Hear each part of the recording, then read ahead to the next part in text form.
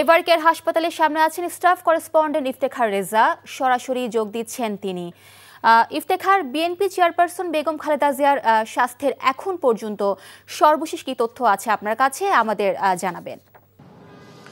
মিলি, BNP chairperson Begum Khaleda জিয়ার স্বাস্থ্যের সর্বশেষ তথ্য জানানো হয়েছে গতকাল সন্ধ্যায়। এরপর আজকে বেলা 12টা পর্যন্ত বিএনপির পক্ষ থেকে আনুষ্ঠানিকভাবে কিছু জানানো হয়নি।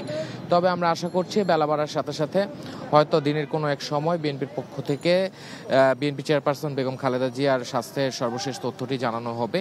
এবং গতকাল যেটি জানানো হয়েছে সেটি হচ্ছে বেগম খালেদা জিয়া চিকিৎসা চলমান রয়েছে এবং তিনি চিকিৎসায় সাড়া দিচ্ছেন এবং চিকিৎসা গ্রহণ করছেন।